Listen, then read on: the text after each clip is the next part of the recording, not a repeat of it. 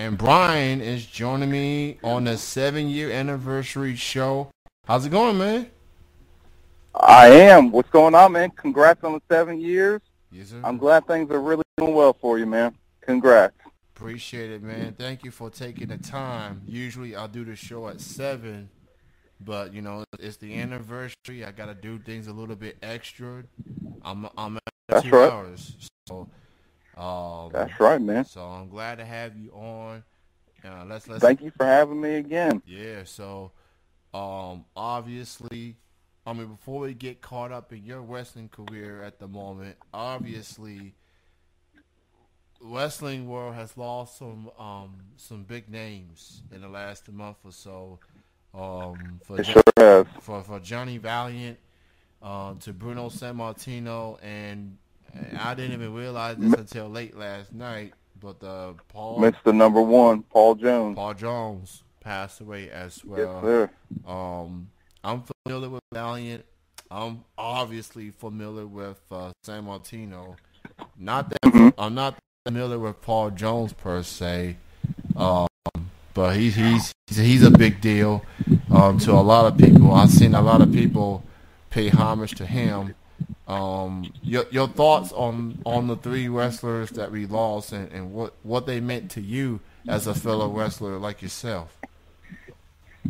Well, for me, you know, anytime we lose somebody in the business, it's always a tragic thing, because you look at these guys that came before us and that really paved the way for everybody, and broke down barriers, and they broke down walls. So, you know, to lose those 3 guys, you know, it's heartbreaking, and you know, there's obviously a lot of memories that those 3 men created by just wrestling, you know, and that's so special about professional wrestling, is all the memories that you can make off of one person. Paul Jones was actually my trainer, George South's favorite wrestler of all time. So, you know, traveling, talking to George, you know, Paul Jones was the guy. You know, he was the man. And, you know, so I always heard stories about him. And you can also hear a lot of stories in Dad, You Don't Work, You Wrestle by George South. There's a plug for you, George.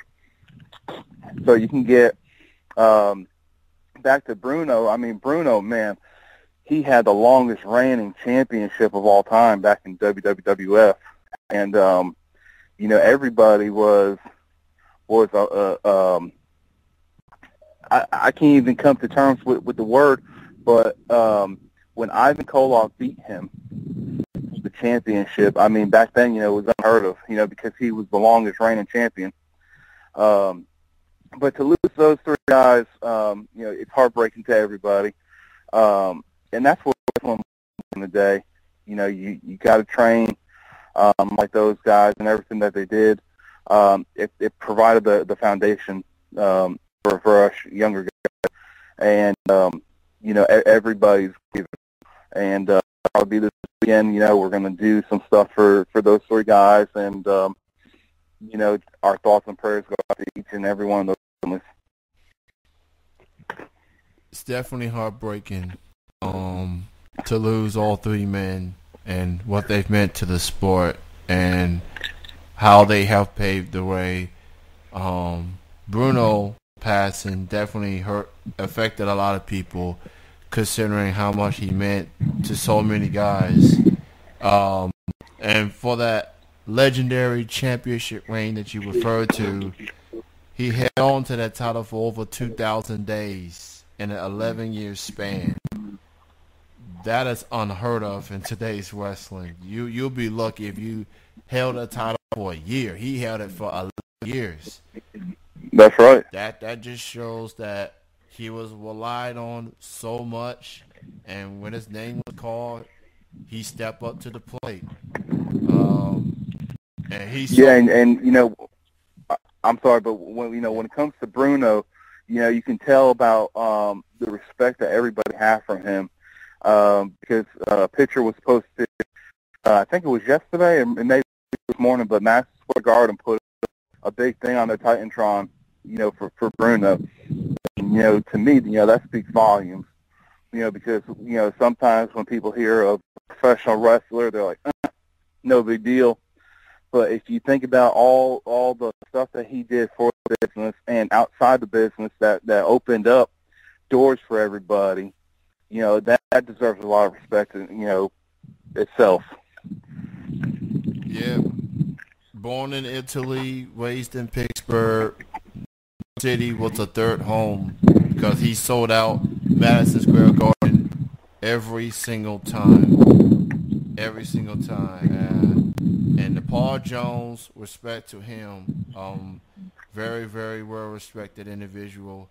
And what I remember the most is the characters as human beings, how they were respectful to others, and they meant to their fellow peers. So rest in peace to Vin, rest in peace to Bruno, and rest in peace to number one Paul Jones. And thank you all for what y'all meant to the sport. And condolences to the families of all three, for sure. As we switch gears, for you, Brian, how's your 2018 been? What you been up to since the last time you've been on the show, and what do you have in store in the coming months or so?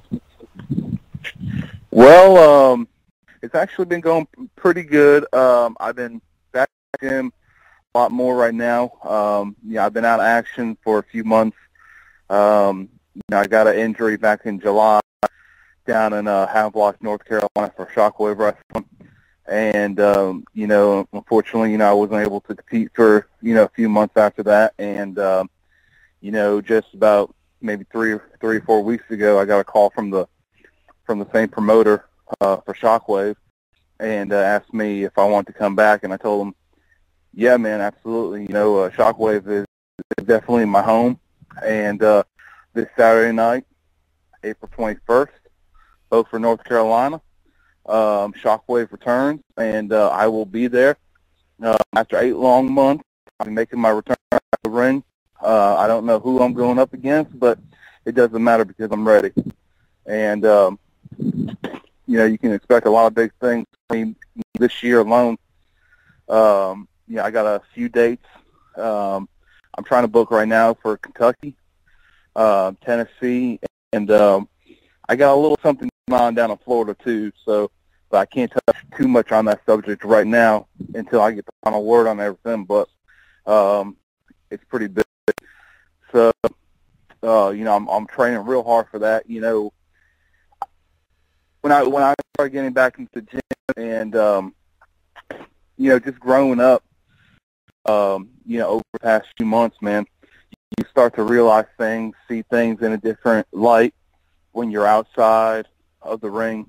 And so one day I was on the stairs climber, and, I'm trying to think about, new shirts I want to make up. And I came up with no excuses, no life, just business, to be put on the back of one of my shirts. And, people make excuses all the time, and excuse sounds best to those that. And over the past, few months, I was making excuses. But, sometimes, people only see what they see and not everything behind the scenes and, what we work to go through on a daily basis. And, sometimes I fell down. Sometimes I was just getting back up. So about 4 weeks ago, man, I made a commitment, that I wasn't going to make no more excuses. So, for the next few months, I would definitely keep your eye out, because a lot of good things are going to be happening. Well, it's good to see that you are recovering, and it's good that you're making your way back to the ring.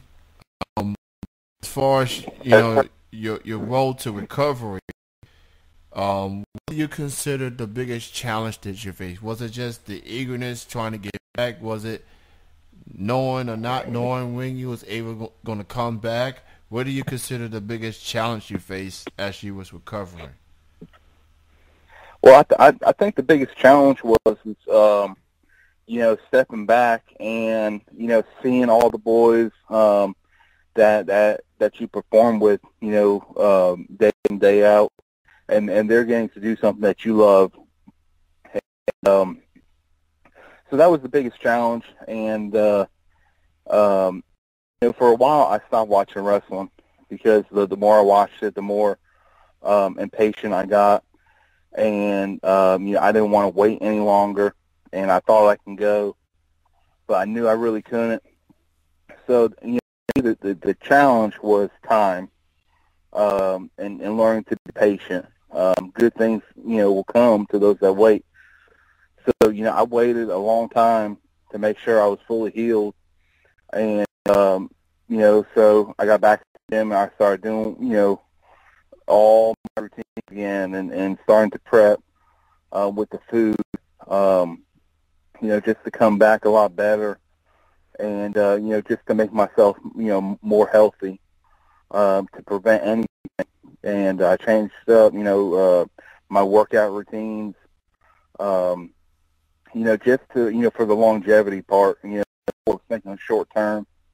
And, anytime you think short term and not long term, that's the pro and con right there. So I changed up a lot of things. So that was my challenge. I love wrestling. I grew up with it, and it's always something that I wanted to do when I was a kid. So, to me, professional wrestling will always be there. And, people will come and go in this business. But, what you need to do at the end of the day is you need to make the business better than you found it. So, we all need to work together, and we all need to pitch in. Everybody pays their dues.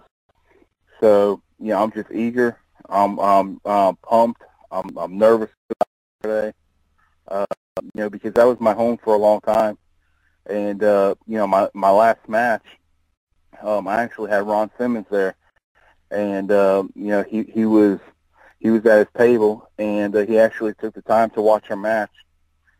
And when we came to the curtain, he spoke to us individually, and he told us, it was a good match. It was solid. But this is what you guys could do. Or, I would have done this, or I would have done that. So taking that, from a Hall of Famer and applying it, to your next mindset, and the next time you perform, you'll definitely see a better picture of what I'm trying to do. So, that was itself. But like I said, I'm eager.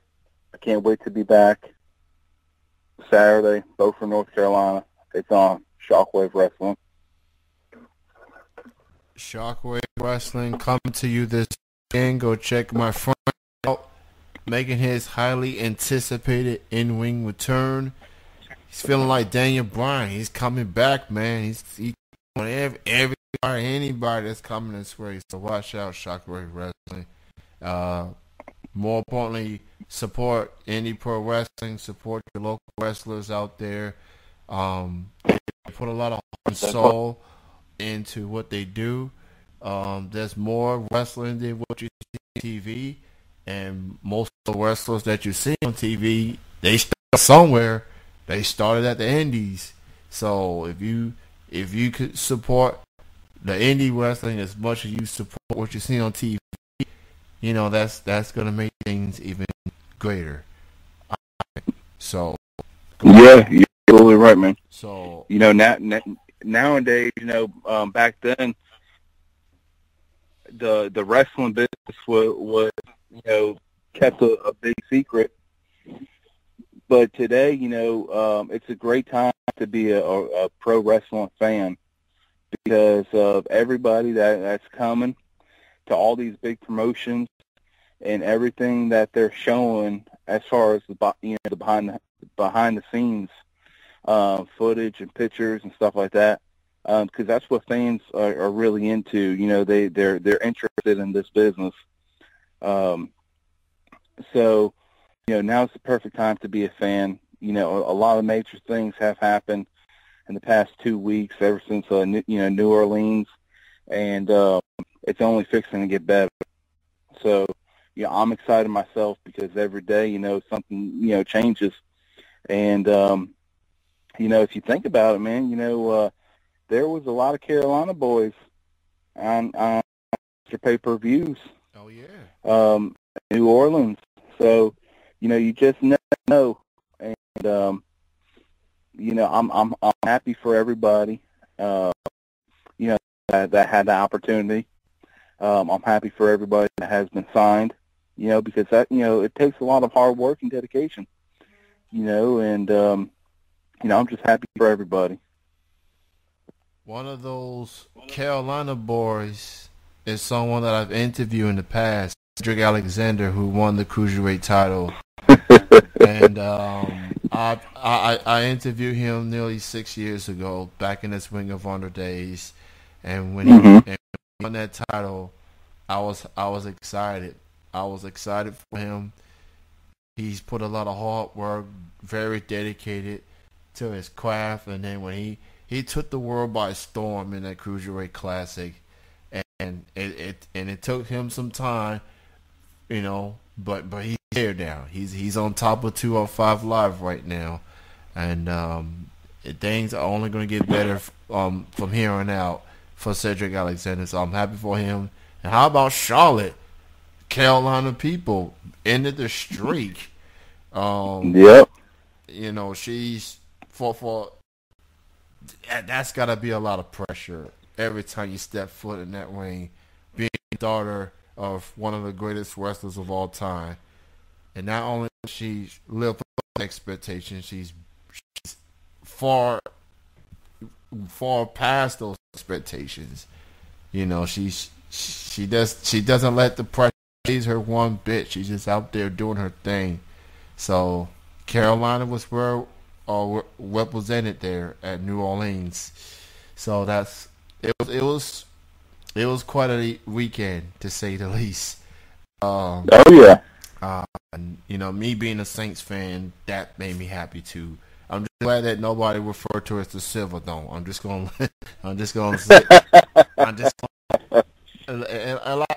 like Hogan. I just have to joke around with it, but it is what it is. And you know, Brian, I want to thank you for being on the show, man. Oh, before I let you go, man, why don't you go ahead, promote your social media feeds?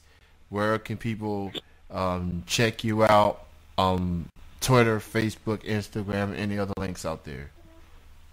It's Brian Stofko on Facebook, and B Business on Instagram, and you can check out Shockwave Wrestling Entertainment for all your future shows that are coming that I'll be a part of. And you know, just check on my Facebook, and you know, that's where I'll be posting all the new excitements that I'll be posting and where I'll be wrestling. This coming Saturday, Brian is back at Shockwave Wrestling. Go check it out, and on the social media feeds, he'll be posting all the info there. Good chatting with you, man, and good to see you back in ring competition. Thank you for having me. And continued success, and thanks for calling in on the 7-year anniversary. Thank you for having me, brother. Good luck